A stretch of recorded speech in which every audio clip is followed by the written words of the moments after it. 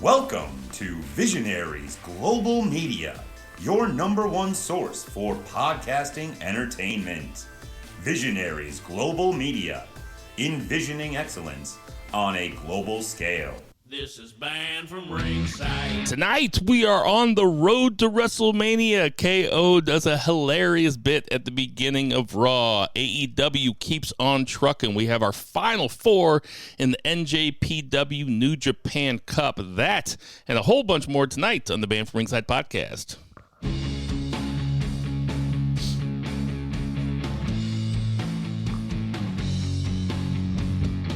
Ditch that 9 to 5. It's time to feel alive. Hello, Marks, and welcome to the Banned from Ringside podcast. As always, I'm your host, Bill Vagey, a.k.a. Pregnant Tonga Jericho.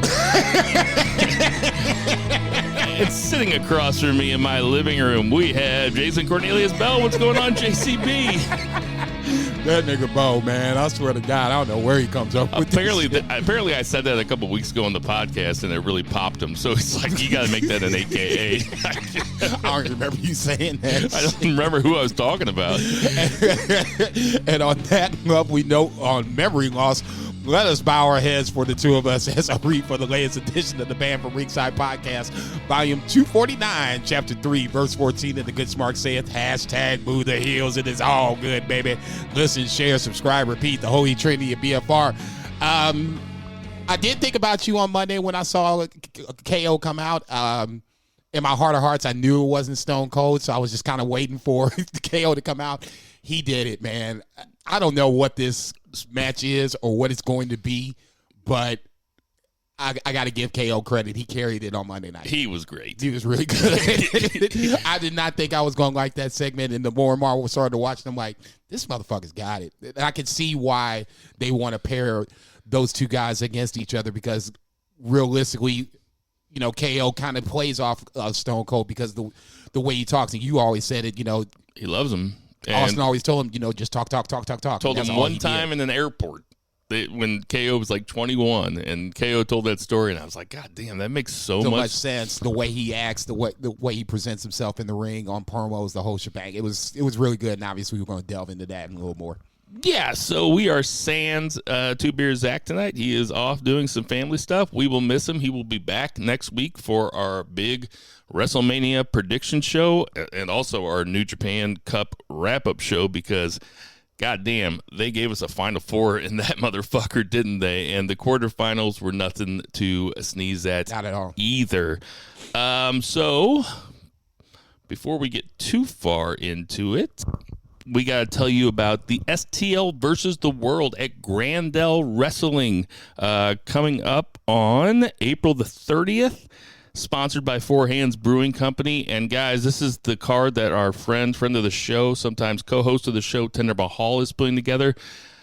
It's got all of St. Louis's best wrestlers. It has Alex Shelley. We got Moose. We have Josh Alexander is on this card. Kalisto, Davey Richards. I can't talk. Deanna Parazzo just dropped out, but has Joey I think he told me yesterday who he thinks he has as a replacement, but he hasn't announced it. Okay, so I can't announce it. This is a former WWE women's wrestler who is she was a big deal in WWE for a while. Currently wrestling in another promotion. I won't name that because that probably will give it away. But guys, this is going to be a big time show. STL versus the World, April 30th at the Grandel in St. Louis. Go to metrotix.com and get your tickets, because it will sell out. It's going to be a fun show. Hell, worst case scenario, you get to meet the BFR boys in the house. That's right, because we'll be there. And without further ado, let's get to that 3 count. 1, 2, 3. JCB, kick it off. Let's talk a little main roster, since we're slowly but surely rolling on the way to WrestleMania. We did kind of touch on the KO promo a little bit. I thought, like I said, that was a really good way to set the show off, just for the fact that, you know, this is something they wanted to promote, and I wanted to talk to Bill about this because I heard something on a podcast, I guess it was earlier in this week, how they could possibly book it, and I know he's very interested in seeing this, so I wanted to run this by him. What would you think of them doing this in two parts. On the Saturday night, it's the KO show. It's a setup. No punches are thrown. We're going to basically set this up to have the physical wrestling match on Sunday. I mean, I would love that. I think that would be great. I was thinking it was going to be something like KO just runs Austin down, says that there's no way he's ever going to fight a match because he's too old and, he can't do it anymore. And then glass breaks, Austin comes out, knee braces on, ready to fight an actual match. KO isn't ready. This is one case where I wouldn't mind the veteran going over the part-timer or no-timer or legend. Yeah, I was going to say legend. Whatever you say, to have him come out and go over the current player because, it's kind of, we all know that Austin's the best ever, right? I mean, isn't that kind He's of the on way? my Mount Rushmore. Isn't that kind of the way that everybody? I mean, we've all come to the same spot that there's not a single person out there that I know of that doesn't put either Austin on their Mount Rushmore or say that Austin's their favorite wrestler of all time or something of that nature. I mean, he is universally loved, and that's not the case for everybody. No, not even close. There's a bunch of different ways they can go with it. I'm excited for anything because KO is my current favorite wrestler, especially in WWE, and Austin's my favorite all-time wrestler. I'm ready for it. However they want to do it, I'm going to watch both nights anyway. Right. I would love to see it. I would, honestly, when I heard that idea the first time, I was like, that actually kind of makes sense because I think that's the most bang for your buck, the most return on investment that you can get Stone Cold on both nights twice. Well, especially if somebody didn't buy night one and then you find out, hey, it's not just an appearance by Austin. He's fighting a match. Then you will get more buys. Yeah, for sure. For sure. You will get people subscribing to Peacock to see Steve Austin, even if they just do it for a month. One time. Yeah, I was getting ready to say, even if it's for a one time, I think that would be a good way to go. Let me switch things up. Just keep it on Raw. Did you like or didn't like the Becky Lynch promo?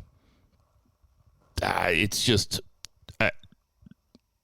no, I didn't really like it. I didn't like it either because it felt like it was too Lord of the Ring-ish, if that makes sense.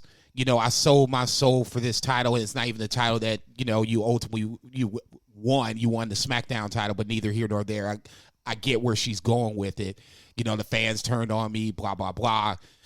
It just felt like it was a little over the top. Yeah, it was trying to make the point. Yeah, it was a little paint by numbers, heel, I'll go after the fans now. They turn their back on me when really all they've done is cheer you and all you've done is tried to get booed. I don't think anything could save this feud for me except for the match. I mean, if the match is a banger, which it could be, because Bianca Belair, as great as Becky Lynch is, Bianca Belair is a fucking phenom, pretty much. That's the only thing that could save this feud for me.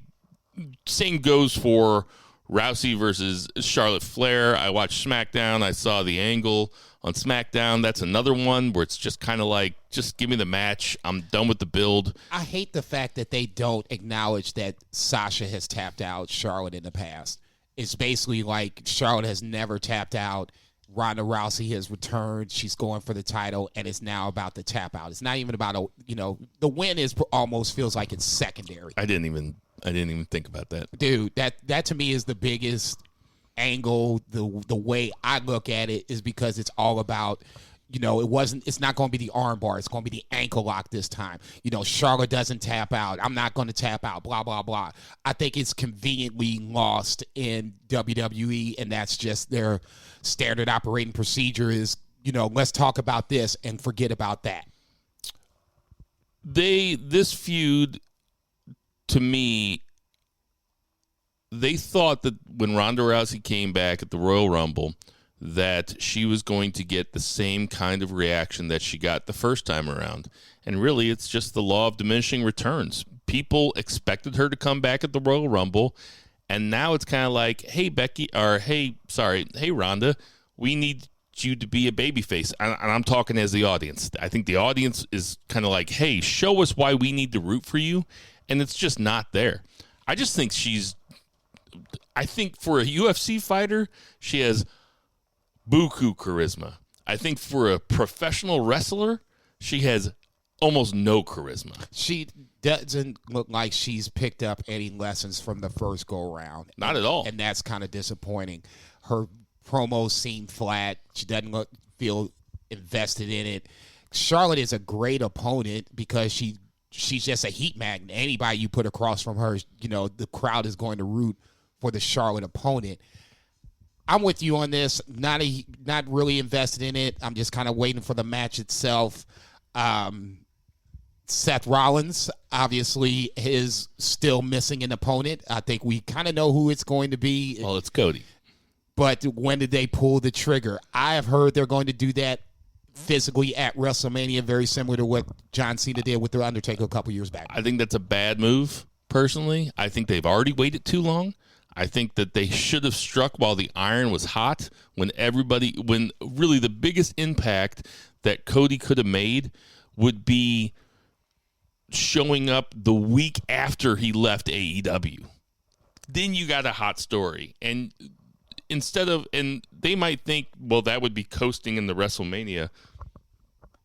Even if Cody shows up at WrestleMania, it's going to be the type of situation where Seth Rollins comes down to the ring and he gets real pissed off that he doesn't have a spot in WrestleMania, and he stands there and he says something like, I'll fight whoever comes out here right now. And it's going to be so telegraphed that it's Cody that you lose that pop. They're not going to get that Hardy Boys pop that they got a couple years ago when the New Day came out dressed to fight and instead threw it to the Hardy Boys, because that was a fucking pop. No, that was one of the better WrestleMania moments I've seen in a while. It was great. They're not going to get that. It's just too obvious. Either people are too plugged in now, there's not any mystery about it anymore, but I am looking forward to a Cody Seth Rollins match. I think there's no doubt. I would put money on it. I'm not a betting man, but if I were a betting man, oh, by the way, I took every single under tonight, every single underdog in the NCAA probably the main tournament. reason why we're watching the TV to make sure That's why we're good. doing the living room. But I would, well, just for the sound too. I mean, it sounds so great in here, the acoustics.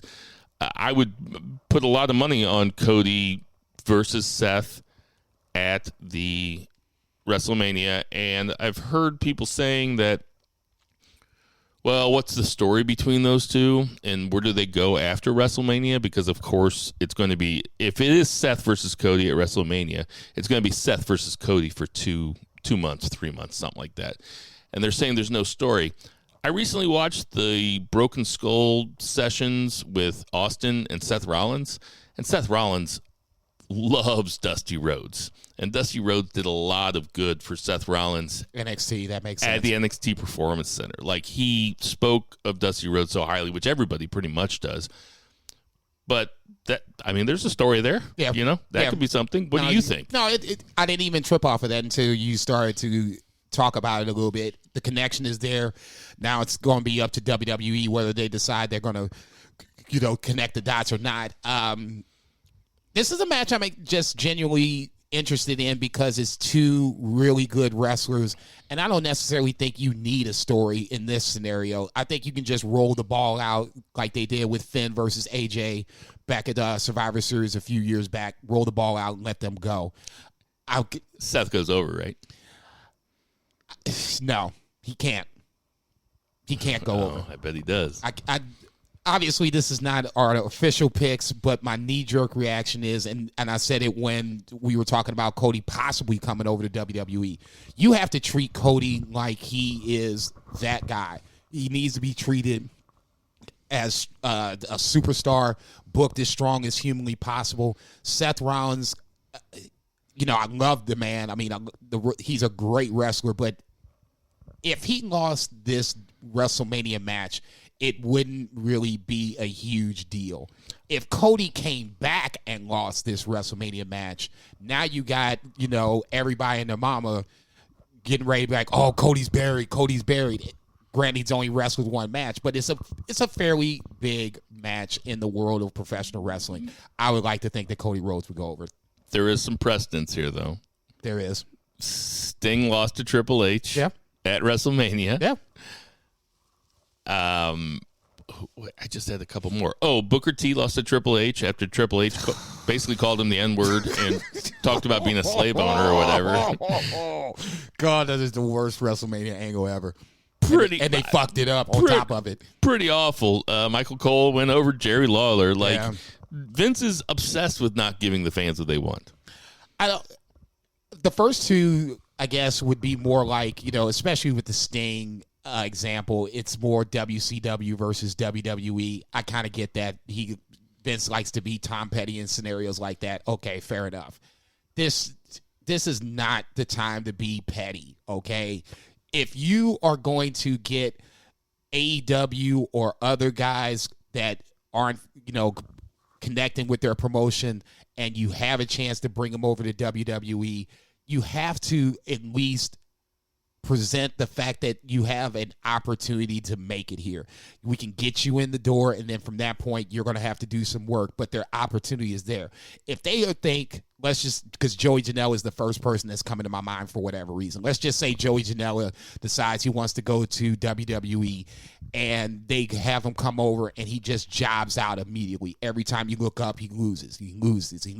So the next person that is like, okay, I'm getting ready to leave my promotion. What about WWE? No, wait, they just did Joey Janela wrong. I'm not going to go over there unless it's a money grab. If it's a money grab, by all means, knock yourself out. But if you really want to succeed in the business, I don't necessarily think it's a smart move for WWE to bury a Cody Rhodes when you can get other people to come over at a later point. Smart don't play into it, homeboy. It's got nothing to do with it. I don't know if you watch. That's you disagreeing with Vince. I'm just telling you that I'm giving you the lay of the land. That's not the way that Vince does things. I don't know if you watched SmackDown this week, but I was watching SmackDown. I was feeding the baby, and I was making my notes for the show, and I was just fast forwarding through most of it, just writing down the segments because I don't need to watch a 15-minute tag match between Sasha Banks and fucking Naomi and whatever. Like I don't need to watch it. Natalya and Shayna Baszler on WrestleMania weekend. God damn. I don't need to watch McIntyre and the Viking Raiders versus I'm fast forwarding through it. It gets to Kofi versus Rich Holland. And I'm like, all right, I'm going to watch this because they're probably going to job Rich Holland out and Kofi's probably going to get a receipt, You would like to think. It's only right. Right. Because Rich Holland broke Big E's neck last week. I watched that match. It was a 6-minute match, and guess who goes over? Rich fucking Holland. Unbelievable. I was beside myself. I couldn't believe what I was seeing. I was like, they had Rich Holland go over Kofi Kingston, and it's because Vince has got that fucking putrid heat brain where he's like, oh, this will get even more heat. It's like, no, man. It's like, you got to give Kofi the win here. I know it's fake, right? I know it's fake, but what the fuck are we doing here, man? He broke my boy's neck, and he loses the next week. In 6 minutes. Okay. All right. Point made. I'm just saying, and as much as it's going to pain me to say it, Kofi is not Cody Rhodes, okay? Kofi Mania was a lightning in the bottle thing, and it happened. It was a great ride, but obviously it crashed and burned when Brock Lesnar came around. I'm going to push back a little bit on that because Kofi is not Cody Rhodes, but Kofi is basically the leader of the biggest tag team that WWE has had in the last 10 years. Maybe tag team wrestling means shit in WWE. You know it does. But the New Day brings in money, and the New Day makes a lot of money for WWE and makes a lot of money for themselves. I will give you that. They're the highest merch sellers except for Roman Reigns. I mean, it's them. That's it. Okay, totally fair. Up, up, down, down. I'll give you that too. Let's just stick to the wrestling portion of the program. All right. Okay. That's fair. If you had to guess right now, Vince wants to push one of two guys, Kofi Kingston or Cody Rhodes. Who's he going to push? Well, yeah, it's going to be Cody. Okay, that's really all I'm saying. It's not a knock against Kofi Kingston by any stretch of the imagination. my gut just says between the two, even if Cody lost at WrestleMania, which is, like I said, is a mistake. Even if he lost, I still think he could bounce back and get a push. Of course he could. Oh, the other example I was thinking of is Brock Lesnar came back the night after WrestleMania in 2012 and immediately ate shit and lost to John Cena in the very first match that he had back. It's still a decision. I don't remember that. I'm sure it happened. I just don't remember it. When Cena lost to The Rock or Cena beat The Rock or whatever, and the night after, and then night after, and the Miami crowd was chanting, "We want Brock, we want Lesnar, we want Lesnar," and like Cena had to be like, "Yeah, I just want The Rock to come out one more time," and Brock Lesnar came out and F5s him three times, and then they build to a match to Extreme Rules, and Cena goes over. It's still, I mean, the booking decision was so fucked up that I'm still thinking about it. I don't know what they were thinking. Now, obviously, they could heat Lesnar back up, but right. I mean, and the other thing that I was thinking when I watched that Kofi match after Ridge Holland won, I was like, has there ever been a superstar that has made so much money for Vince McMahon that's been so disrespected by the booking of Vince McMahon? Like, the Kofi Mania thing only happened because it was undeniable. Right. At the time. Like Daniel Bryan, you tried to push it aside, and the fans were just like, "No, this is what we want." And they finally just relented and just gave into it. I can't honestly think of anybody that would be like saying like Roman Reigns would all of a sudden just start losing. He loses the title and then just goes on like a weird booking losing streak. Not saying that Kofi is at that level, but it's nobody that I can think of. Austin, Rock, Angle, Jericho, Taker. There's none of those guys that I can think of that have been on top and then have. Kofi has done tremendous work for that company. Tremendous work for that company for 15 years. He is a supporting piece, though, and that's basically the way Vince looks at him. He gave him the spotlight real quick, and then took it back, and now we just gonna put you back. You're a rook now instead of being like a knight or a bishop or something. Took it back so he could give the spotlight to who's that guy? He just got arrested for shooting somebody. Oh, damn! What's his name? Fuck. Oh, you're joking. You're not joking. Cain Velasquez. Cain Velasquez. No, I wasn't joking. I couldn't remember his name. Did we talk about this on the podcast? No, about how he shot that guy? No, we have not. Because the guy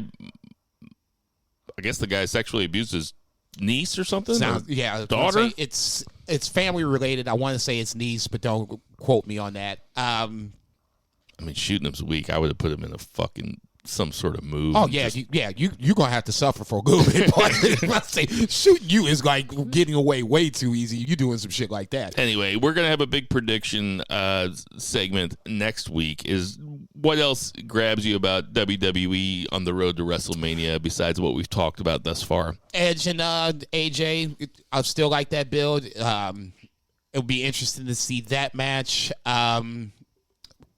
The women's tag team match needs just to be a battle royal and just be done with it, because essentially that's what they're doing when they're adding, Natalya and Shayna Baszler to this point. We ain't seen neither one of them in God knows how long, and all of a sudden they jump the champs and you get a tag team match. Yeah, whatever. Pat McAfee, I give him credit on his SmackDown promo. I thought that was really good. He's a natural. He is a natural. I don't know if it's just because of competitive sports, because I know I've talked a little shit in competitive sports, but he gets it. He gets the reason why he's here. He gets the purpose of what he's doing the promo for, and it was a solid promo. There's guys that I think in the back should be taking some notes from Pat McAfee. No, I mean, I know that you're kind of messing around, but no joke. Like, there's a lot of guys that could take notes from Pat McAfee, because he just walks in there. He doesn't cut promos every week. He didn't go to the Performance Center or whatever. The guy goes in there, and he did the same thing in his feud with Adam Cole, baby, where he was just tremendous, and he was good in the ring too. I want to ask you something about that promo though. Yep. So during that promo, he used the term professional wrestling. He said, "Give me a hell yeah," which is not his catchphrase. No. He started to say the millions and millions. I was getting ready like, okay, man, now you starting to get a little out of hand. He also called USA a no-name network and then said USA. So when he was doing the millions and millions thing, that's when Austin Theory's music Yes. cut him off. And I rewound it, and I watched Pat McAfee's reaction a couple times. I don't think he thought he was going to get cut off at that point. I wonder if he got called into Vince's office for real and got talking to. I don't know. Is it cool to go in there and use other guys' catchphrases, even if they're out of the business now? I don't think he did anything wrong per se. I think that was more for the lines of just getting the crowd involved into the promo. You're not supposed to say professional wrestling. Okay, they need to get over that shit. I mean, goddamn, I get it. It's the realm of sports entertainment when it comes to WWE, but there are professional wrestling, pro wrestling promotions out there that don't cater to the sports entertainment portion of the program. Is he supposed to say it? Probably not. I'm glad he did. You know what I'm saying? I hate the fact that WWE always makes me feel like I'm stupid in some form or fashion. Okay, I get this is the sports entertainment genre of the program, but there's other things that are going on outside WWE. This is a big spot for Austin Theory, I gotta say. Pat McAfee has a lot of fans out there. Oh yeah, a lot of fans, wrestling and non-wrestling related. For sure, more non-wrestling related. Yeah. He's a big deal on the sports radio circuit. I was trying to think of comparison for this. Would this be like if Jim Rome, like 20 years ago, was in love with pro wrestling, something like that, and then he decided, "Fuck it, I want to be in a WrestleMania spot, and I want to take it seriously, and I've loved the business forever." It would be something like that. Yeah, it would be somebody that's known for sports that loves wrestling that decided, I want to give it a whirl at it. I'd love to see Jim Rome in a. Dude, they would bounce that little bastard everywhere. Are you kidding me? War WrestleMania. That would even be fun to watch. Call me Chris one more time. Chris. I'm like, oh shit, he getting ready to fight this motherfucker. I was in love with Jim Rome for a long time. Dude, I used to listen to him every day. He was the original. Jim Rome was burning every day. Yeah, he was the original sports shot jock before anybody else really got it. Were you ever onto that bit where Jim Rome used to always call like Yoda a pussy? He was like, Yoda's just been sitting in this swamp for 900 years. Like, he used to do this thing that was so funny. Hell man. No.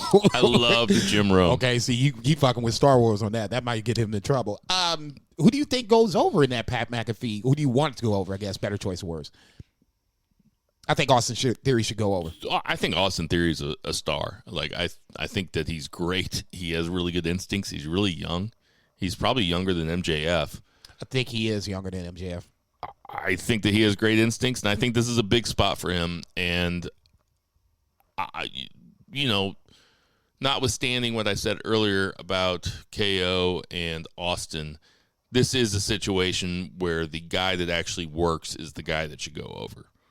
Austin should go over. Okay. Even if it's by nefarious means, even if there's shenanigans with fuckery aside, I don't care. I mean, they keep bringing up Vince McMahon. I think that does Vince come back before WrestleMania or at WrestleMania? I think that Vince shows up at WrestleMania during this match in some form or fashion. Okay. Any Sami Zayn, Johnny Knoxville thoughts? Well, they called it an anything goes match, which means it's going to be a jackass match, which means I will be tuning in. They said that. I shook my head. I was like, yeah, that's a wrap. I think both of those guys are playing their part really well, too. Even with Knoxville not being there week to week next to Sami Zayn, I think that as much as I'm not a huge fan of the build, I could care less about who wins. I'll give Johnny Knoxville credit, doing the phone number in the sky so everybody blows Sammy up, shit like that. That goes to his like niche. That's his, wheelhouse. Just practical jokes to fuck with Sammy and then stay in his head all the way up to WrestleMania. He even kind of put Sammy over in his promo the other day. He said, Sammy, you're a great competitor. He's like, I've known people that compete my entire life. And I know that means very little coming from Johnny Knoxville, but it is Wrestling 101. You got to put the guy over. You're supposed to, anyway. Yeah, at least make him feel like... Unless you're John Cena, and then you talk about Cesaro's big nipples or whatever the fuck you do. Jesus Christ. Okay, that's it. We can go on if you want to. I miss you, Cesaro. Oh, well, we'll talk about Cesaro during another portion of the show. Let's see. Anything else you want to talk about? I guess McIntyre's being wasted this time, but he's had a... No, dude, all bullshit aside, Drew McIntyre probably just needs a break from just being on top. The fans need a break from Drew McIntyre being on top. Yeah. To boot. He carried this company through the pandemic, and then some. There's nothing you could tell to me about Drew McIntyre. He can go back on top when he's a heel. If you can make that work somehow, some way, I wouldn't necessarily be opposed to that. I thought he was a pretty good heel, and if you can make that thing work, I would be all for it. But right now, Omas goes over in a handicap match in 3 minutes against Aziz and Apollo Crews. So the latest scuttlebutt that I hear is Omas versus Bobby Lashley is the possible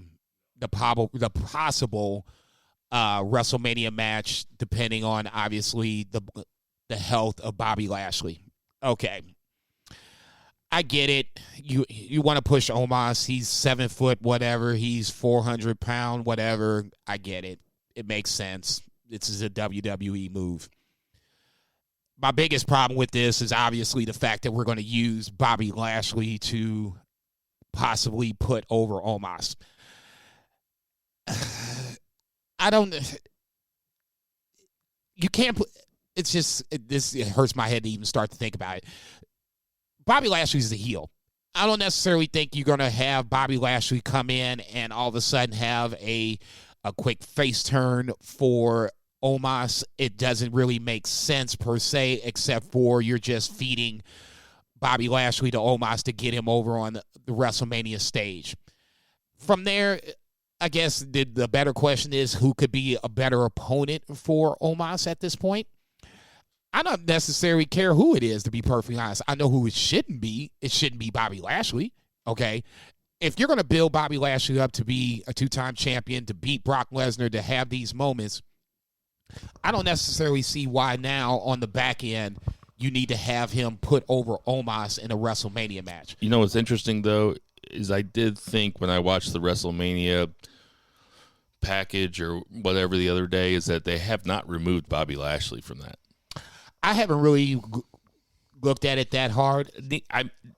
Maybe it's been the same one since before he was hurt. I don't know, but he's still on there. It seems pretty strange.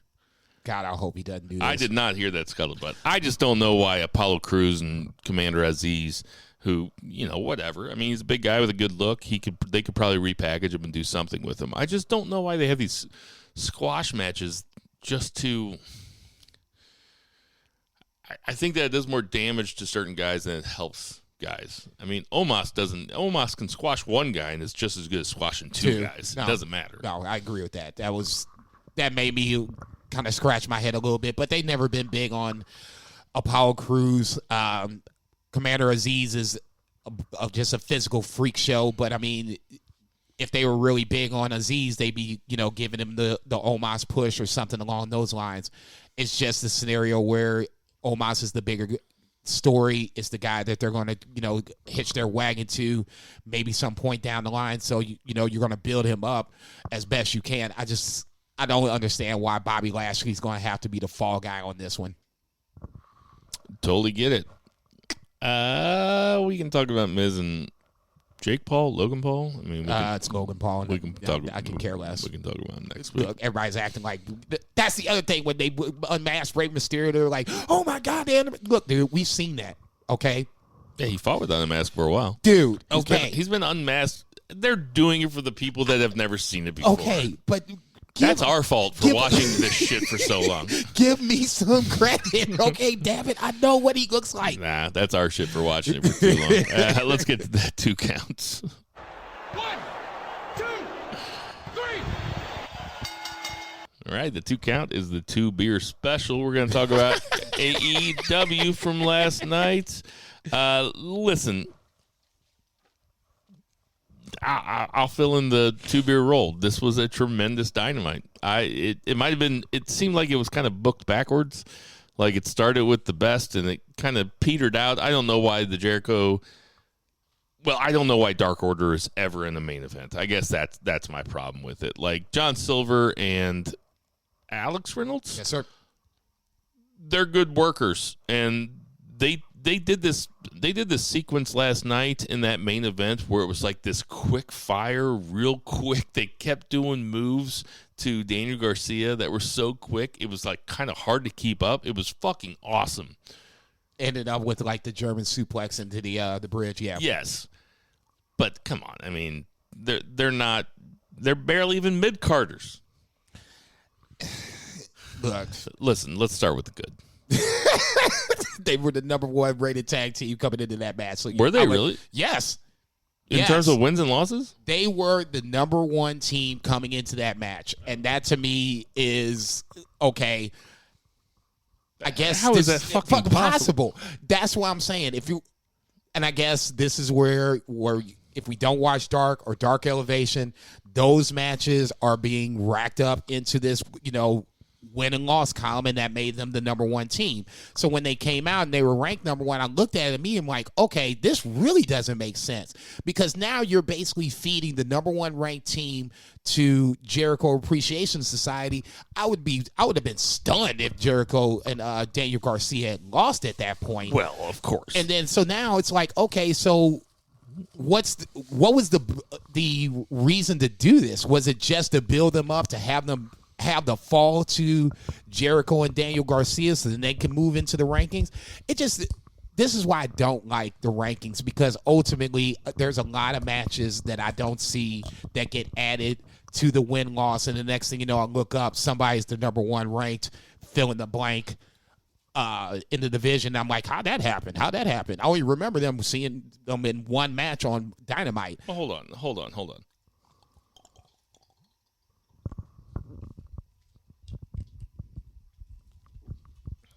You don't like the rankings? Not at all. They make no sense. I like the fact that we could talk about it, and it's a scenario where,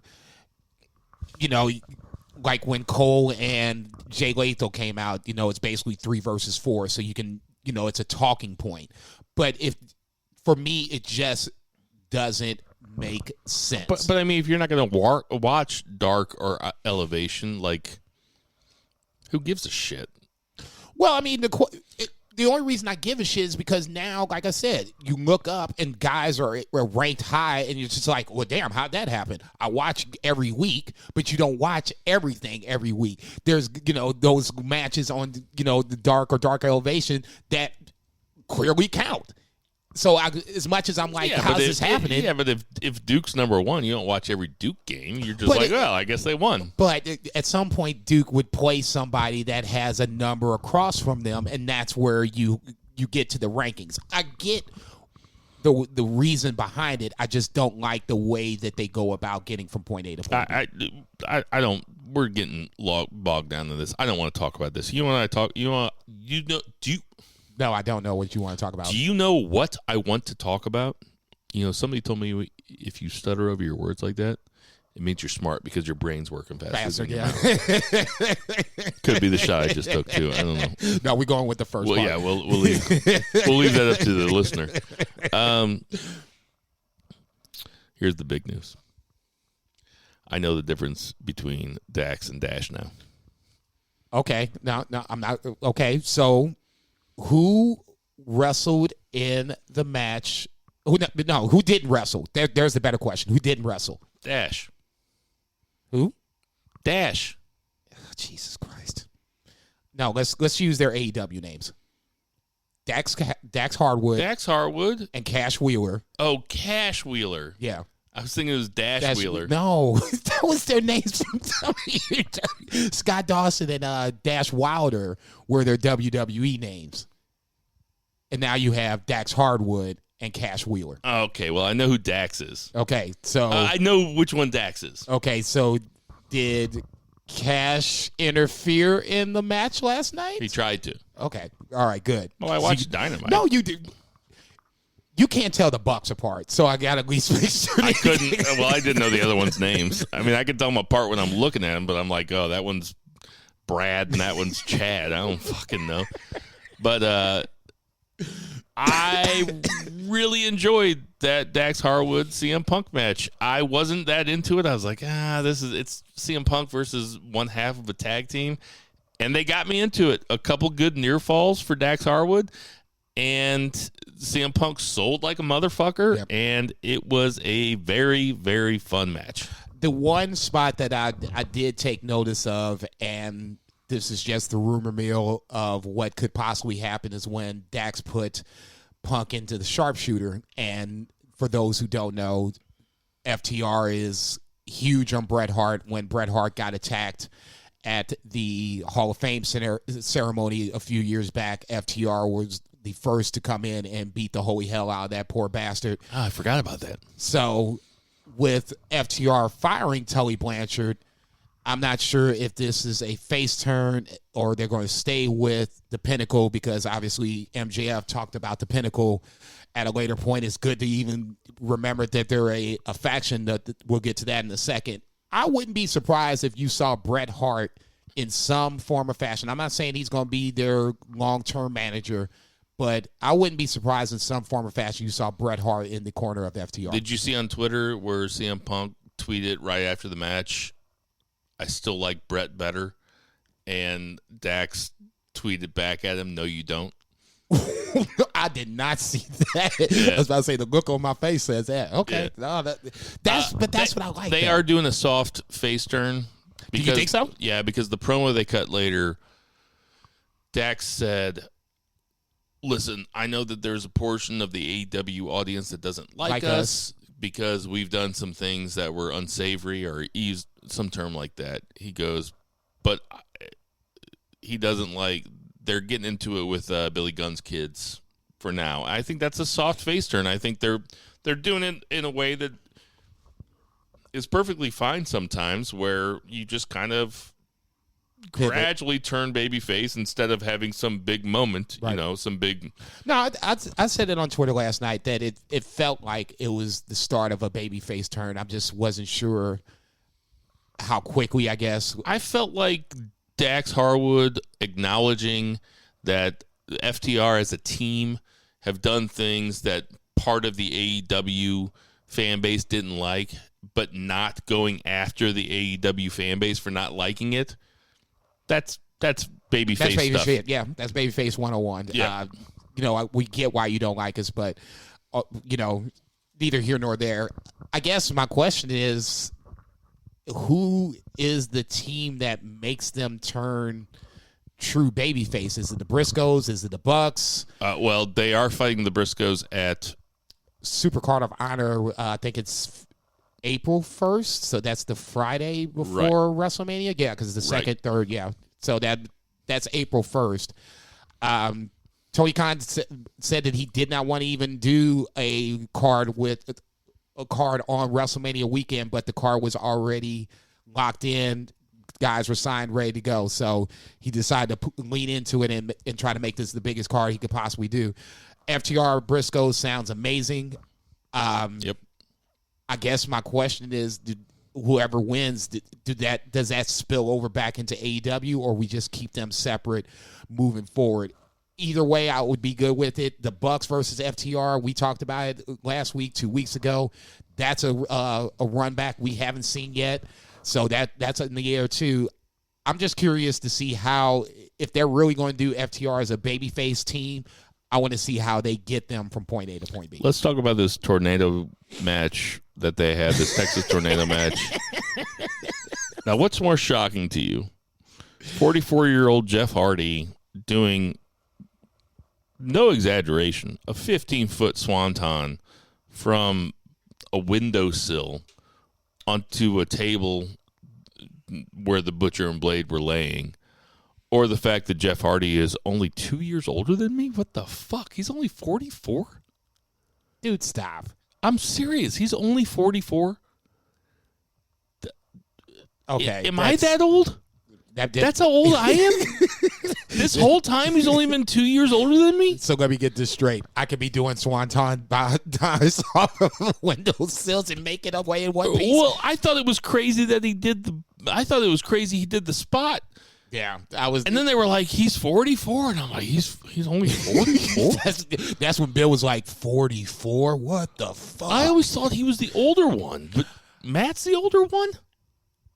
It almost makes sense if you just look at the way their lives have kind of gone. Jeff being the younger brother, you know. Yeah, the younger brother's always the big fuck up. Looking at you, Jacob and Joe. So in that scenario, both of you make more money than me. Have your lives completely together. I'm doing a fucking wrestling podcast. You motherfuckers. So in that Born in 1977. Oh, Jesus. shit, he's got my little brother's birthday, too. God damn it. August 31st. I'm dead. So 44-year-old Jeff Hardy climbs up on this ladder. I'm like, okay, guys, come on. Jeff Hardy's been back a week. Can we just save this for a pay-per-view?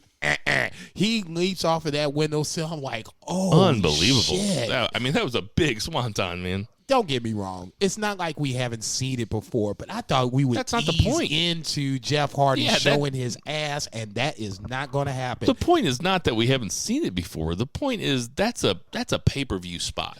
It's something that I thought you might want to save at a later point, and they just didn't do it. No, it happened at 7:30 p.m. on a Wednesday night on a TV show. Here you go, fellas. Fuck you, WWE. Fuck, that's why I'm an AEW sexual, man. That shit was crazy. I didn't even really, because, I mean, obviously, not a huge fan of Andrade Family Order. I could care less of who won the match. I was sitting there literally like, what in the fuck? These guys are going at it nonstop for like 10, 15 minutes, however long the match was. That was only the craziest spot. There was like 6 crazy spots. That was the first, and I'm just like, dude, come on, They almost Jeff. killed Darby Allin when they threw him down the stairs. I'm just, God bless Darby Allin, okay? I know you're not a huge fan of the skateboard gimmick, but when he literally flopped down the steps, I'm like, no, what are you doing? Big fan of the wrestler. Just, it's been gone over so many times. We don't have to go over it again. That's an insane match to put on in your second segment or third segment of the show. I thought Private Party did well just with the when they I guess it was the side effect on the mat onto the tables. That's when I was just like, dude, what the fuck? I'm like, come on, this is y'all are just giving shit away. Y'all need to dial it down a little bit. I get it. You know, it's a Texas Tornado match. It's Dynamite on Wednesday. You know, you want to give everybody a great match, but they were just literally giving spots away to make this the best match they could possibly make it.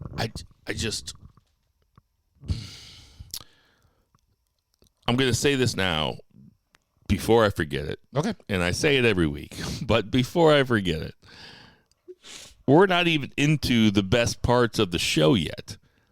Like, AEW Dynamite is must see every single week. They make it feel like it. And that's all bullshit aside. As much as...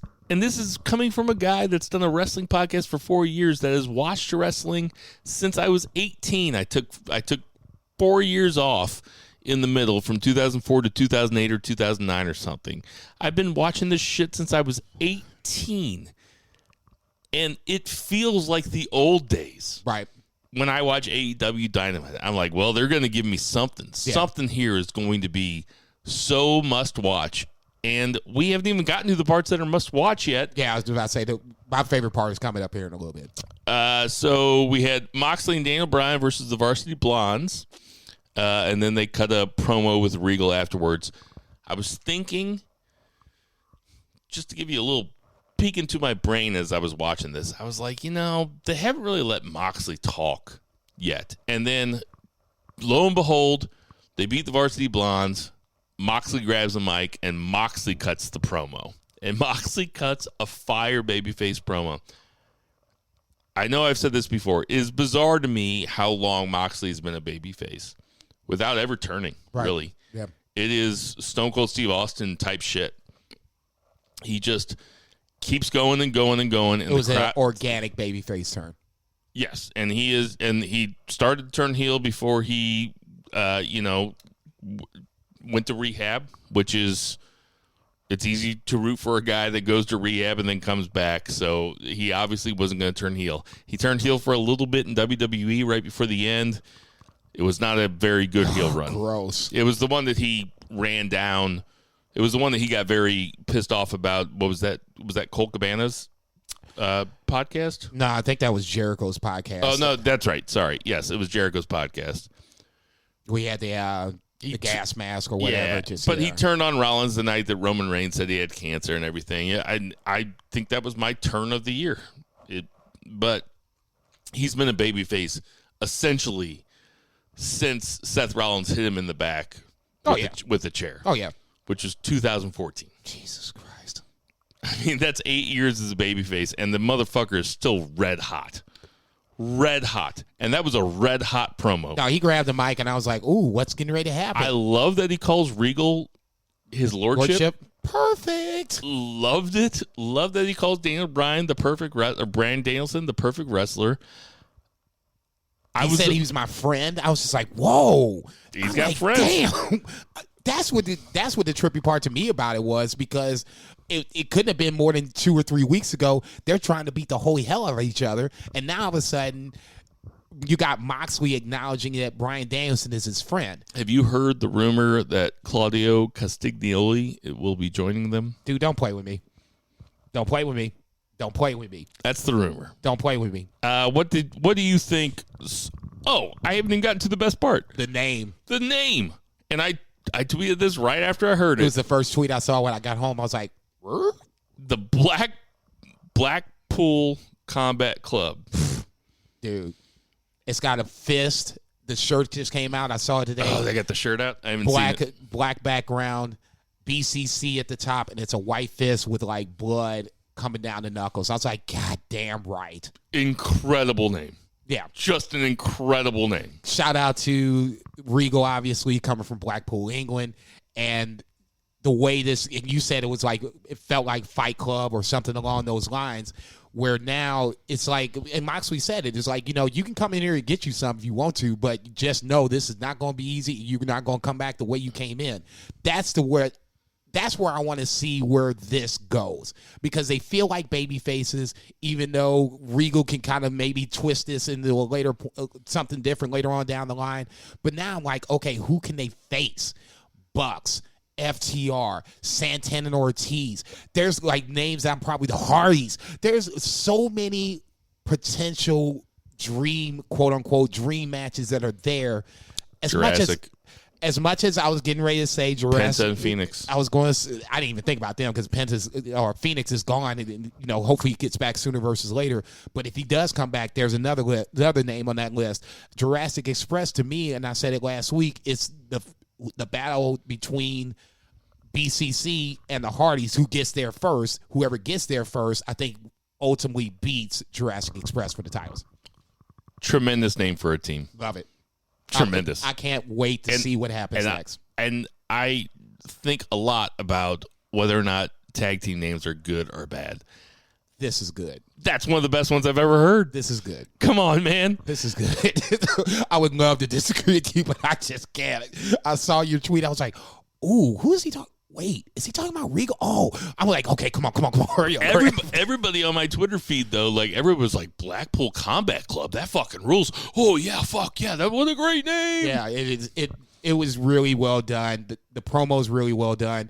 The fact that they're rolling over the first two teams that they've thrown in front of them, even though Varsity Blondes was the number one ranked tag team in a while, I think that's really well done.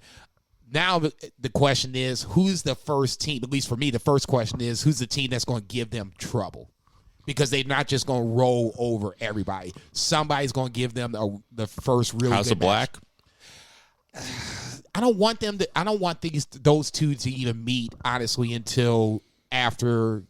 And this is just me fancy booking. If a Blackpool Combat Club wins the tag team titles, that's when I want to see them face House of Black. Just you saying it, like, it just rolls off the tongue, man. It sounds really so fucking cool. It's really good. It's really, really good. All right, up next we have the MJF promo where he addresses CM Punk in a way that makes sense. I'll see you down the line. I'll see you again. He then turns his attention to Wardlow, who he still claims works for him, doesn't work for AEW, and says, you want me to fire you? You want me to let you out of your contract? Nope, I'm going to pay you to stay home. Called his mom a skank. MJF, I do not want to like him. I really don't. But I fucking love him. Okay. It was a must-see promo. It was a tremendous promo. And there was a point in the promo, and this is what everybody was talking about on Twitter. As I was watching it live, I like to watch along with Twitter. As you guys know, I do the same thing with the NBA. And he said that you didn't make a deal with a regular person, you made a deal with the devil. And then people started chanting Jesus, Jesus, Jesus. I heard that there might have been a guy dressed like Jesus in the crowd, and that's why they were chanting Jesus, or they were chanting Jesus because he said something about the devil. And he said, I'll put Wardlow on a cross just like the Romans did to Jesus. Woof. Pretty. I gotta admit, I fucking loved it. I fucking to me, that is, he has the crowd, and there were people speculating that he was going to get a talking to about it, or that he was going to get some backlash about it. Sorry, guys, that's just heel wrestling. 101. 101. You take what the crowd gave you. Take what the crowd gives you, and then you turn in some heel shit. And if you say hey, you know what? If you're a follower of Jesus, then Jesus did get put up on a cross. You can't even argue with it. Nope. In fact, that's what you believe. Yep. So if you're a heel and people are talking about Jesus and you say that you're going to put the guy that you're in a feud with on a cross, sorry, that's perfect. Good. That's good shit. Once again, MJF. In fact, that's tremendous shit. Once again, MJF comes with fire promo. I didn't think it was going to get that deep that quick. And all of a sudden, I look up, the crowd's going ape shit. He's talking about crucifying guys. I'm like, well, how did we get here? I'll just go with Punk first because to me, it's not even a big part of the promo, but there was nuggets left there to speculate what's possibly going to happen. Obviously, after CM Punk won his match against Dax Harwood, he kind of did the title belt sign across his waist, and then commentary just speculated which title is he talking about, AEW, TNT, whatever the case may be. So then when MJF decides to talk about Punk and basically saying we'll see you down the line, that made me think one of these two guys, either Punk or MJF, is going to be the guy to beat Page. Well, when Punk beat Dax Harwood, he started doing the thing where he was caressing the belt on his Aaron Rodgers State Farm double check. Right. He was pretending, he was pantomiming that he had the belt on his around his waist. I think it's discount double check. Damn. I think that it's Punk. I know that I've gone into this before, but man, when Wardlow came out, I felt something as a wrestling fan. I was like, all right, this guy should be pissed off. You call my mom a skank. Yeah. You tell me that you're good. That is how organic and how great of a job they've done building up Wardlow as a babyface. I won't belabor the point. For that baby better stay asleep. Oh shit! That baby fucking just sat up. I mean to tell you, she heard me talking about Wardlow. See if she puts herself back to sleep. But this was a tremendous segment. I loved it. It builds the fact that we're getting ready to go to Wardlow versus MJF, number one, and number two, the fact that we're even teasing we're going to leave Wardlow off of the show for an extended period of time is another good way to get the heat on to MJF. In my kayfabe brain, I was like, oh, fuck, that sucks. He's not going to be on TV for a while, but it makes sense. It's getting the heat on MJF. The finish, the promo was really good. The Pinnacle, like I said, they just said the Pinnacle catchphrase, and I'm like, well, damn, it's about damn time we start talking about the Pinnacle again. But neither here nor there. MJF is the top heel in AEW. There's nobody that can tell me any different, and this just is another great example of why I think so. Up next, we had Jay Lethal versus Adam Cole, baby, which is not a match that I expected, but a match that I enjoyed quite a bit. Shout out to Hi-Fi Tom. I'm sure he was really enjoying this as a big ROH guy, but that's basically the basis behind this match. 3-2 coming in favor of Adam Cole, baby, in the all-time series, and obviously he takes another victory here. To me, the takeaway from this is how, I guess, Red Dragon didn't necessarily interject themselves, but they at least presented themselves to where Adam Cole could land the low blow, hit the boom on Jay Lethal, and get the win.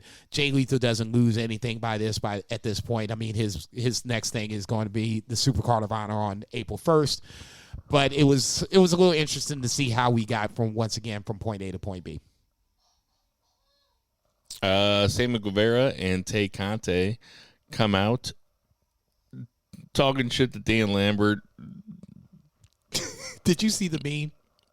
I didn't know. I didn't. So obviously the part of the promo is, we did some dirty things with the TNT title coming from Sammy and Tay Conte. There's a picture of Sammy and Tay Conte, I guess, in a hotel room with the TNT title across her waist. I saw that. The new meme I saw on the way over here is you have that picture, and then Brad Maddox is like superimposed. Holy goddamn shit. Where it's the video with holy shit. Xavier Woods and Paige. So like the bed is right here. Oh you my see God. Brad Maddox. Oh right my God. I'm like, dude, I'm dead. I'm like, you motherfuckers ain't got no business. No fucking lies. Somebody took time out of their lives to superimpose Brad Maddox and that. I would laugh my ass off. I'll tell you what, if I would have thought of it, I would have done it. Honestly, I think it's a great segment I shouldn't say great segment, great part of the segment. The segment itself, I just don't care too much about. Paige Van Sant doesn't do anything for me. This mixed tag team match doesn't do anything for me. The segment part was good just for the fact that, you kind of rubbed your nose into the fact that you have a title that we did some undescribable things to, but yeah, it's kind of like what people do with the Stanley Cup. They don't want to talk about it, but it happens. They always say that there's some sex stuff that goes down with the Stanley Cup. I'll tell you who doesn't impress me very much is Red Velvet. A little disappointing in the sense of the match itself. I thought her and Layla Hirsch could have done a little bit better, but I think that's kind of the reason why I was not a huge Britt Baker title reign guy. Red Velvet was a part of her title reign. It's in Pittsburgh. It could have been a great match. To me, the only thing I remember about it is the entrance from Britt Baker. Outside of that, it is what it is. It wasn't a very good match.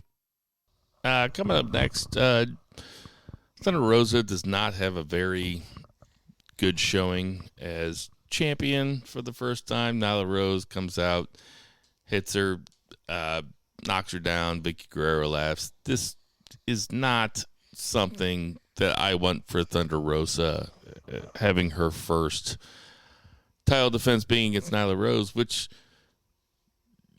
she's been defined down. Nyla Rose has never really done anything in a while. She's somebody that doesn't win. Now, when I saw this actually unfold and I saw Vicky come out, then, obviously I'm thinking Nyla Rose, and Nyla comes out, attacks her from behind, blah, blah, blah. I'm with you on this one. I thought I would like to see a little more from Nyla Rose, but now it feels like she is the gatekeeper, for lack of a better term, for the women's division. If you want to go from point A to point B, you have to go through Nyla Rose. It's okay. She's more like QT Marshall. QT Marshall never won the title. Did Nyla Rose win the title? Yeah. I don't remember that. Jesus Christ. And he's the AEW sexual. Okay, yes, now Rose won the title. How long ago? It's been at least a year. At least a year. I mean, Probably Britt longer Baker, than that. Yeah, it's probably been 2 years. Okay, 2 years. So I'm supposed to remember 2 years back in wrestling? You're the in guy wrestling time? If you're the guy that says you're the AEW mark. That just means I enjoy it. Okay, so certain things you should be able to remember. This is one of those things you should be able to remember. No, come on, no. You're not getting off the hook on this. No. I'm sorry. You don't. And then finally, the main event was the Jericho Appreciation Society versus the Dark Order. Jericho Appreciation Society goes over. We already kind of talked about this. It kind of went out with a whimper. That was the end of the show. I was kind of surprised that this was the main event when you had Cole versus Jay Lethal on the card, and you could have went with that. You could have probably maybe could have went with the 8-man tornado tag. Neither here nor there. To me, this was all about Jericho and the Jericho Appreciation Society getting over, going over, however you want to talk about it. The match was good. It wasn't necessarily a barn burner, but I see why Alex Reynolds and John Silver are a regular rotation portion of the tag team division. They work very well with each other and have more times than not have good chemistry with their opponents. Like I said, to me, the biggest thing was seeing that they're the number one team and then seeing the number one team lose to a team that has just been formed. A lot of it doesn't make sense. The only thing I can say about this is Chris Jericho keeps having Santana and Ortiz's name in his mouth. And at some point, I expect them to come back, and that should be their first big feud if it's Jericho and Daniel Garcia as a tag team. Jericho looks great, by the way. Dude, I don't know what you said to him outside the fact that you run him down on the pod, but whatever listens. Whatever you said works because he looks in the best shape of his life. All right, let's get to that 3 count. 1, 2, 3. JCB, what's the 3 count? 3 count is going to be a recap of New Japan Cup from basically the 3rd round and the quarterfinals because we didn't talk about the one match last week. I don't think everybody saw it, so I gave a chance so everybody can see it, and then we can kind of catch up. Obviously, Two Beer not being here. On the 16th, we had Zack Saber Jr. versus Great O'Khan. And then you had Sonata versus Will Ospreay. I want to talk about the Will Ospreay-Sonata match first because, to me, it has a little more, I guess, significance on the New Japan picture. Obviously, if you have been watching, you know that Will Ospreay went over in a referee stoppage. Apparently, Sonata got a broken orbital bone in this scenario. So it is a legit injury. At the time when I saw it, I was thinking to myself, okay, it's a good way to have Will Ospreay go over. You can have him wrestle for the U.S. Championship at some point. Maybe have him bring it over to the United States because I know he does a lot of traveling here, there, everywhere. It would have been a good time to maybe take the title off of Sonata, which I'm not a huge fan of doing it right about now, but we'll talk about that in a second. I thought this match was good, but I thought the match with him versus Zack Sabre Jr. is on that list of one of the best matches of the tournament. He and ZSJ had a barn burner 20-minute match that I would say kind of ended in controversy. I'll let you pick up on this. I thought that ZSJ tapped Will Ospreay out. It looked like a tap out, even though Will was trying to, tap the knee to get blood circulating or whatever you want to call it. I thought it was a tap out when I immediately saw it. I know you watched it. You got your thoughts. I'll let you talk about the possible tap out and the thoughts on ZSJ versus Will Ospreay. He tapped out. I mean, there was that's a heel thing to do, is to tap out and then just bitch about how you didn't actually tap out. That's a tap out. And if you're tapping your knee to get circulation, sorry guys, that looks like a tap out. Right. That's a tap out. More so where I think Kevin Kelly did a really good job of kind of connecting the dots because Red Shoes was he's usually the main event referee in New Japan.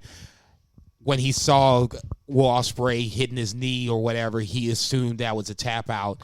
The night before, I shouldn't say the night before, the 16th, when he let Will Ospreay kind of rain shots down on Sonata, he didn't stop it. Kevin Kelly made at least the connection of where maybe he said that might have been in Red Shoes' head that Sonata got hurt the night before.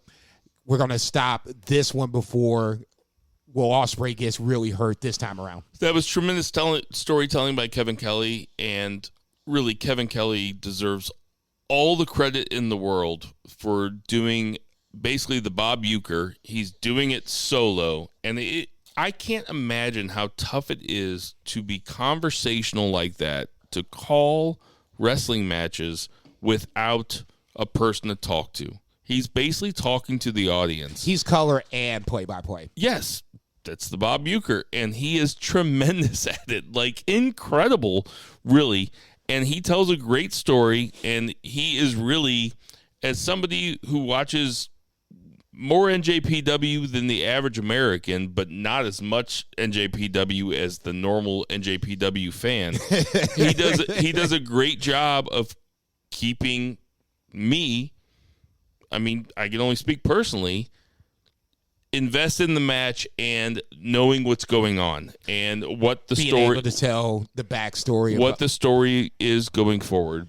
With ZSJ and Will Ospreay, I thought Kevin Kelly just did an amazing job, just basically setting up the table where these guys have been going at it for years, whether it's for the Rev Pro title or otherwise. So now you have this match, and I really thought Will Ospreay was going over. I love it when Saber. Oh, I did too. I thought Ospreay was going over for sure. I thought they were going to have a Final Four that was a lot of United Empire, but let's talk about that in a second. But all former champions, and Saber Junior is the only one that's never won the heavyweight title.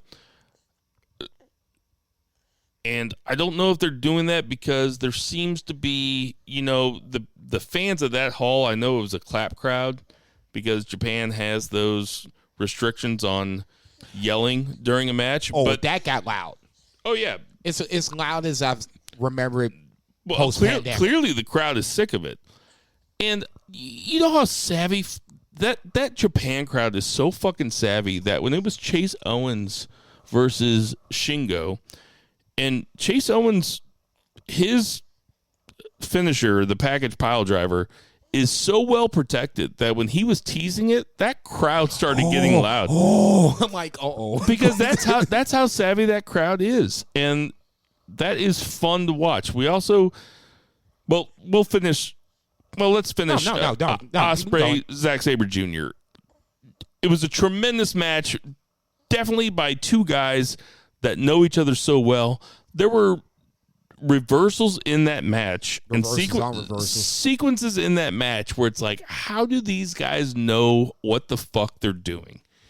It was so well choreographed.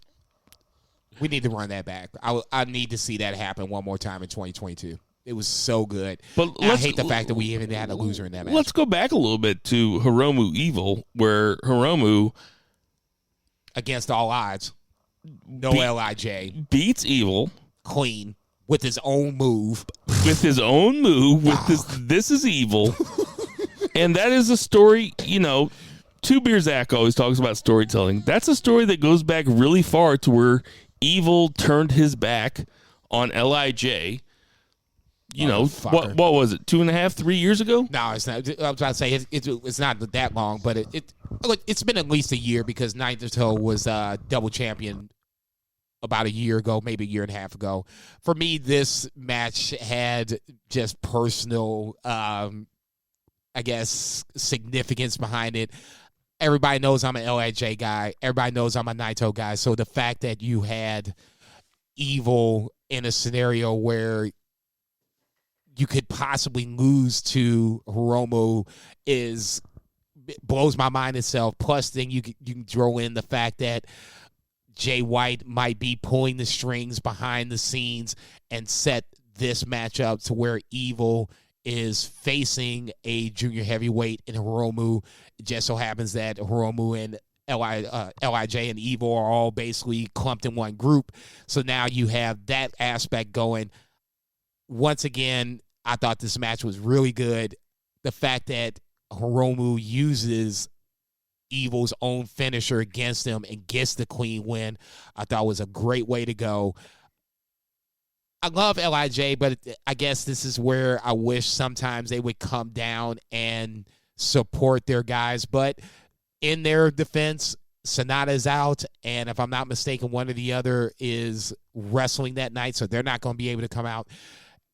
It's one of those times where they set this up right, and I know Gato has taken a lot of crap from Two Beer on the pod because of the way he books House of Torture, and I get that. I totally understand it. When I see them, I kind of roll my eyes myself.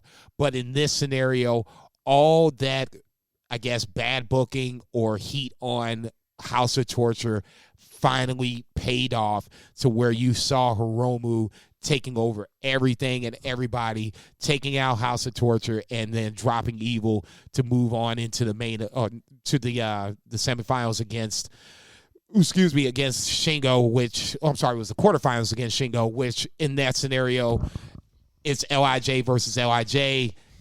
It's hard for me to root against anybody because I love them both, but to me, all the bad booking, all the bad, I guess, heat that Two Beer was saying that was going on House of Torture, this was the payoff when you got Hiromu to go over Evil. We might not have liked the way we got there, but the fact that we got there and then there was the payoff, I think, is a little bit of a win for us New Japan guys, because there's a lot of people I know out there that just don't like House of Torture, myself included. Okay, that was the question I was going to ask you. Was all the House of Torture stuff that we've been enduring, and I use that word very, very specifically, all that stuff that we've been enduring with House of Torture, did that make it worth it when Hiromu went over? Because I was shocked when Hiromu went over. Very. And I popped. Very. Because I thought that I had seen...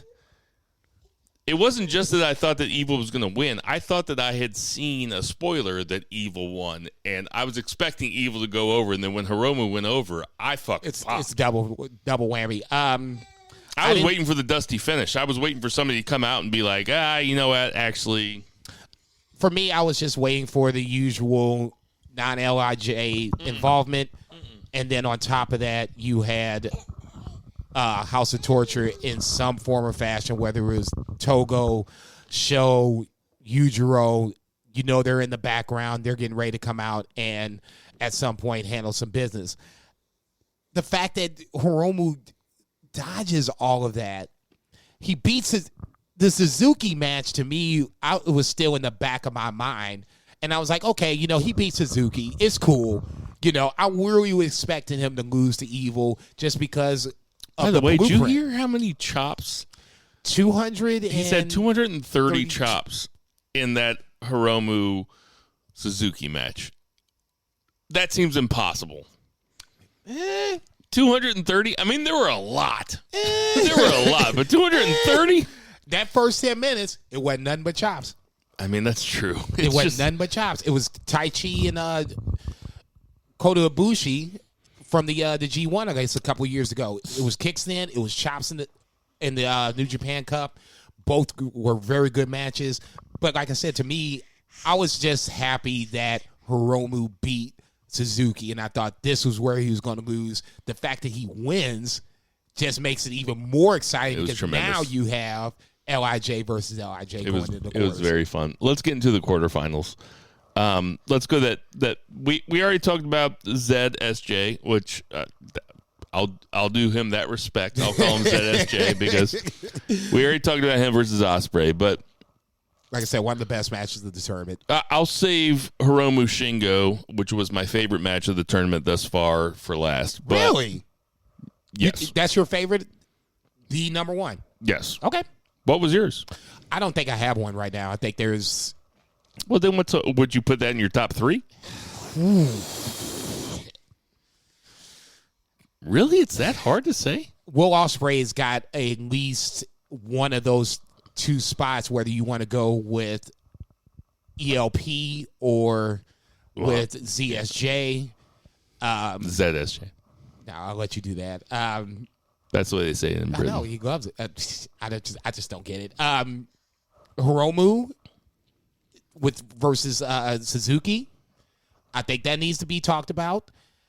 Hiromu Shingo is on the list, but that's what I'm saying. I want to see how the rest of this goes. We're basically down to 3 matches. So you want to see how it all plays out? Unfortunately, yes, I do, because unbelievable. It's New Japan. I got to see this unfold. All right. So the first night of the quarterfinals, the first match was Cobb versus your boy Naito. Unbelievable. Naito goes over. Unbelievable. You were surprised by that, Very too. surprised. Very surprised. Me, too. Yeah. Still hasn't done a Destino. Still hasn't done Destino. He has won with 4 roll-ups. And that's where I guess, if there is a story behind it, to me, the first story is the fact that Jeff Cobb doesn't go over. Now it just makes it feel like it's Okada's. It's more so Okada's tournament to lose. You thought let's so get to that. in. Let's get to the predictions in a bit. Tell me about the match. I thought the match was fine. It took the. Did you like it better than their Wrestle Kingdom match? No, hell no. I thought Wrestle Kingdom was way better. I thought the build was better. I liked it better than Wrestle. Well, the build, there is no build in New Japan Cup. I mean, it's just a tournament. No, it's the build is the matches that you skip, that you don't watch, that I do watch. Okay, the build to the Wrestle Kingdom match was a lot better. God damn, that's a chop. Sorry, it is what it is. I like that. This to me felt like Naido really shouldn't even been here at this point, and now he's here. So now it's like, okay, are we really going to do Okada and Naido again? I didn't think so. That just doesn't make sense to me, especially in this spot where you could do Okada, Jeff Cobb as a semifinal match. Maybe it's, if Jeff Cobb goes over, it's a little anticlimactic, but it is what it is. If Okada beats Naido, it's the same thing. It's anticlimactic. We just saw this, and that's the other reason I didn't think we would see this. We just saw them go after the title again. Now we see them in the semifinals. It's pretty weird for them to go back to it this quickly. Yes. And that's where I was like, oh, I get it. I guess. So were you saying that you it. wanted Cobb to win? Yes, very much so. I've said it. Even as Naido Mark. Look, okay, as a Naido guy, I always want to see him do well. I want to see him get this title that is representative of the Divas title back in the day that Tuvier likes to make fun of. I want to see him do that before he goes away. And now that I'm seeing, as people keep talking about Naido like he's Tanahashi or like he's fucking Goldberg or something. Like he's got these injuries. Hold on. Like he's got these injuries that are going to make him go away very quickly. I don't think he's 40 yet. I know that he has these injuries. He seems to have, ever since Wrestle Kingdom, and I've only watched the big matches, he seems to have a little bit more spring in his step than he did beforehand. I think that he's not 100%. No. I don't think he ever will be. I think the knees. But he's probably 80. Okay, but at 80% Naido versus 100% Okada, that's not going to do anything. I mean, you should know how this wins. Yeah, but it could give you a fucking great match. It's going to be a great match. That's all I want. It's going to be a great match. Okada Naido doesn't move my needle very much, though. Especially after you've already done it. I would have rather seen Cobb Okada exactly. and for them to come back to Okada Naido in probably like 2 years. Like that's not going to go barring anywhere. the G1 or something. Right. Like they can have a G1 match, but like and a match for a title. That's going to happen. For this scenario, the way that Gato has booked it, Jeff Cobb has been presented as the real big threat. I think that he got defined down in this tournament. I think that it hurt him not beating Naido here. Although the finish was fucking great. The finish was I don't know if it tremendous. hurts him. I don't like the booking. The natural progression of things is for Jeff Cobb to win this match, and that's the only thing that I have a problem with the New Japan Cup to this point is this particular match. Jeff Cobb should have went over. Shima Okada. Obviously, Shima has been one of my 7 years ago, it would have been. I don't even think it would. Go ahead. 6-7 years ago, it would have been. I mean, Shima, he was born in 1977, so he's what? He's 45. I mean, Jesus Christ. He's 44. He's got my birthday. I missed my window. Me, him, and Macho Man Randy Savage, all the same birthday. I missed my window. I should have been a professional wrestler. I thought he did great in this match, but he wasn't at the top of his game like he was with Dragon Gate back in the day when he was the creme de la creme over there. I don't think you. The big story of this match was that they were both trained by Ultimo Dragon. True. Who's a hell of a guy to be trained by. The belt collector himself. Shima's more than 10 years older than Okada. I think this is the first time they've ever faced each other. I think that is right. I think Kevin Kelly did say that.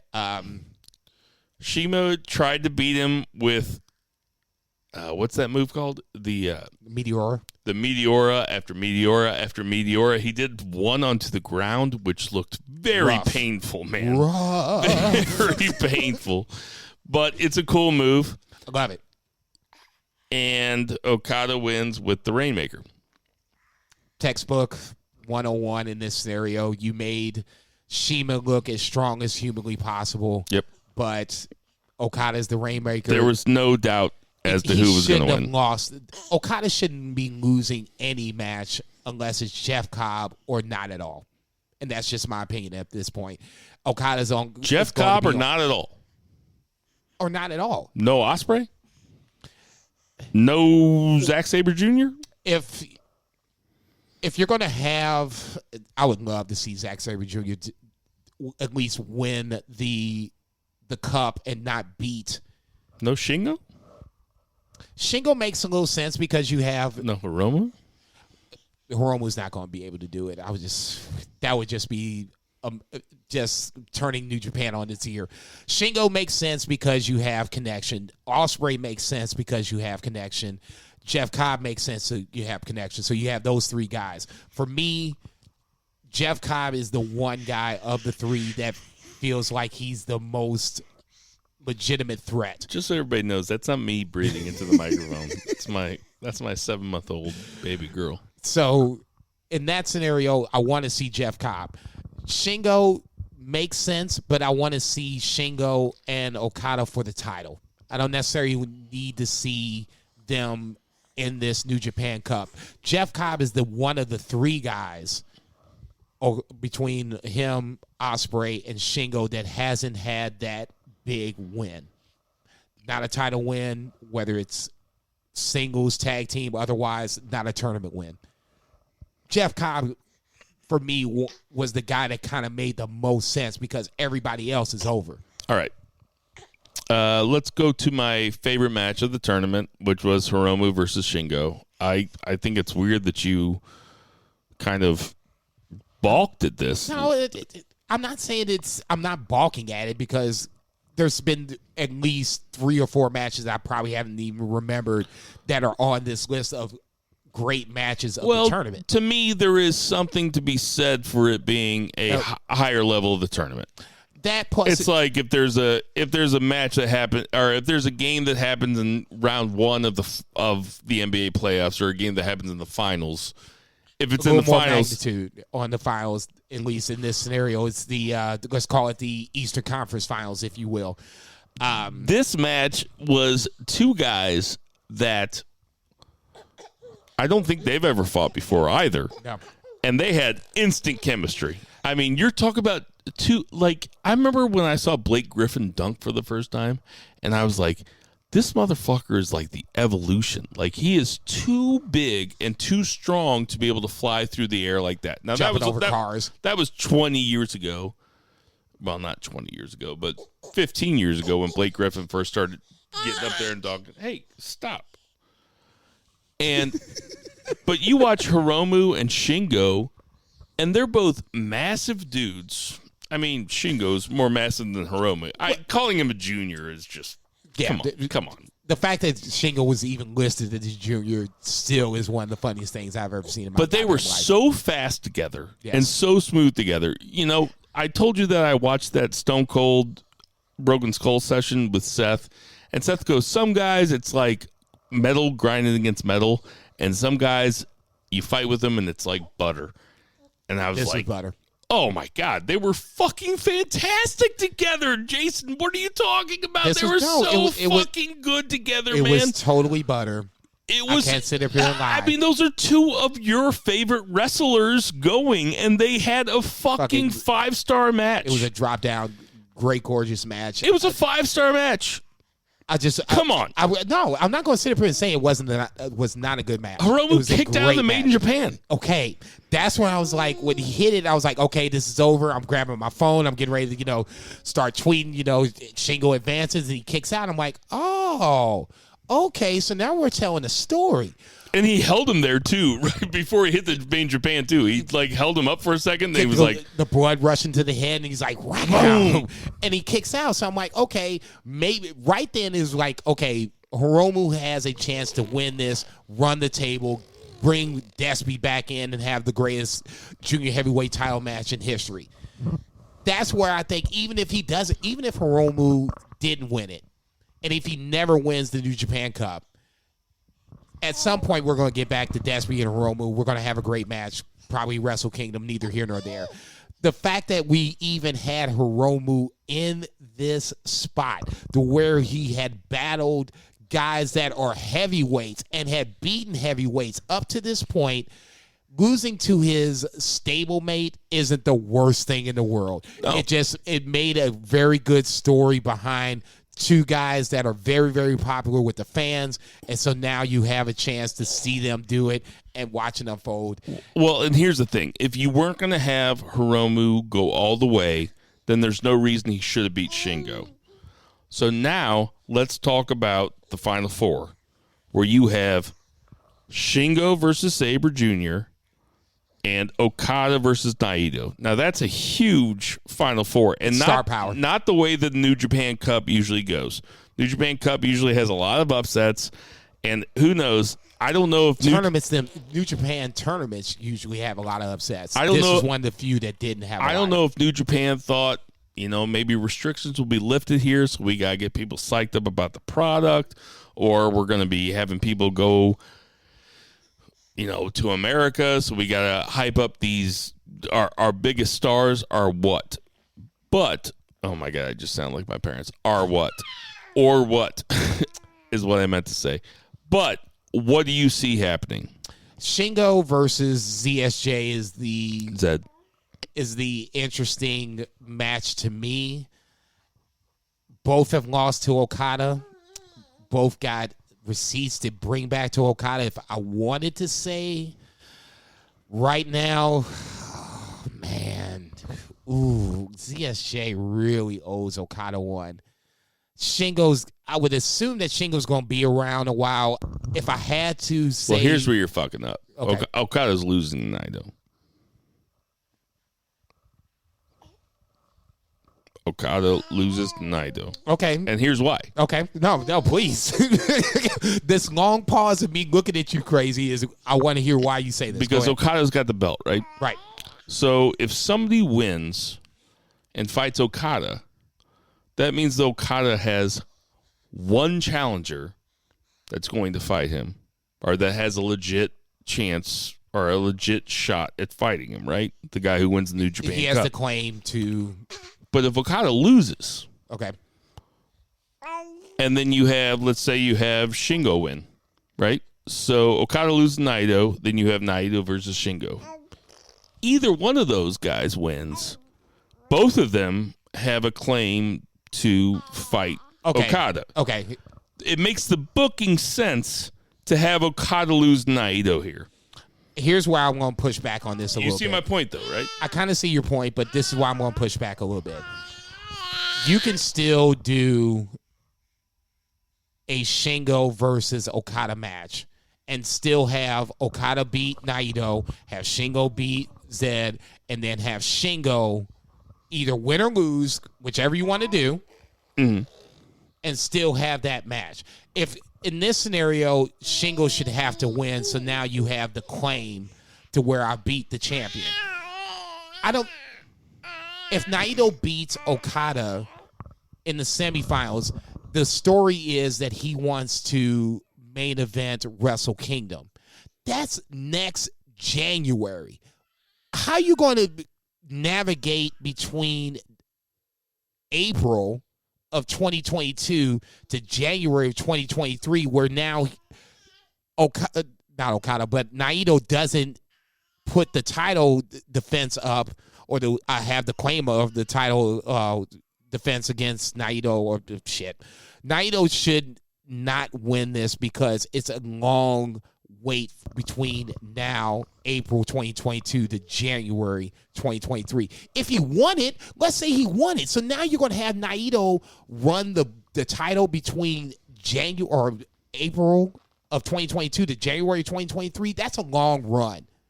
That's somehow, some way, I think that Okada is going to keep winning the title, have title defenses, but you're going to have Shingo's come up. You're going to have ZSJ's come up, Ospreys, Naidos. Guys are going to have to fall on the way from here to there. It just seems, and I love Gato, he does the long-term booking. This seems like a lot of hoops to jump for Naido to beat Okada in the semifinals and then somehow win the title and then hold it into Wrestle Kingdom. That's your new jam. New jam. Oh, I think I've overheated. New jam. That's gonna do it for our 3 count. 1, 2, 3. Not a whole lot of odds and ends to get to this year. This week. I guess we're getting Walter versus LA Knight at the pay-per-view. Jason's not here. I can't just go on and on like he usually does. My daughter is awake. She shouldn't be. Hey, Edna May, you want to say hi to the audience? No, she thinks the microphone's a bottle. That's all she does, is try to eat, sleep, and poop. I'll just say this. I'm never going to call Gunther, or I'm never going to call Walter Gunther. I think the LA Knight is doing tremendous work as a babyface on NXT. I think that Dolph Ziggler's doing tremendous work on NXT. I think that Braun Breaker is a prodigy. No, he's the next coming. Like, he's going to be... I'm surprised they didn't bring him up to the main roster after he lost the title. Also saw a picture on Twitter of friend of the show, Kurt Stallion, with Matt Riddle and Cameron Grimes. They were training jiu-jitsu at some place in Florida. That's what's up. That's fun to see. Here's my question on NXT, because since you are the NXT guy and you watch it. I watch it every week. I think it's better than you guys give it credit for. So... Io Shirai and Kaylee Ray won the Dusty Cup Classic. Yeah. Okay. So I saw this on YouTube, and since you're the guy, I'm going to ask you this. Why is the fact that they have a Dusty Cup women's tag team tournament and then the winners decide they want to go after Mandy Rose in the singles title? Well, there's a very logical and simple answer here, Jason. Bad booking. We got some birthdays this week. Lana is 37. Jack Swagger, a.k.a. Jake Hager, is 40. Undertaker is 57. Christopher Daniels is 51. Barry Horowitz is 62. Epico Cologne is 40. Lacey Evans, I hope she's doing well with her baby. I hope her baby's as cute as my baby. Bullshit. What'd you say? Nope, she ain't. I don't care if it's male, female, whatever. No, my baby's pretty cute. She is 32. Cute. Charlie Haas is 50. I hope he's doing okay. Mr. Perfect, R.I.P. is 64. One of the greatest champions that never been a world heavyweight champion in WWE. Umaga is 40. Would have been 49. R.I.P. Real tough one there. Warlord. Have you ever noticed that Warlord and Wardlow basically have the same letters in them. They're twisted a little bit. Fucked me up when I was writing it. I was like, wait, am I writing the right word here? A warlord? Wardlow? He's 60. He's still alive, right? I think so.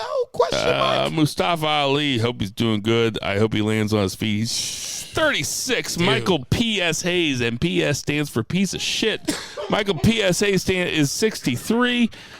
Mike IRS Rotunda, father of last night. Bo Dallas and Bray Wyatt. He is 64, and Trent Beretta is 35. Didn't talk about that. Trent Beretta, Will Yuta, they got some beef. Hey everybody, we know there's tons of podcasts to listen to, so we appreciate you listening to ours. Hey guys, seriously, check out STL versus the World, Grandel Wrestling. That's GRANDEL. For Bo Geisman, check. For Joey O'Farrell, check. For my daughter Edna May, double check. For my dog Reba, check. And for Two Beer Zach Pullman, check. Everybody, tip your local bartenders. Check. Support your local weed dealers. Double Black check. Lives Matter. For Double Jason check. Cornelius Bell, I am Bill Vagey. Happy And never birthday, forget Murray to Man. boo the heels. Oh, and Murray Man!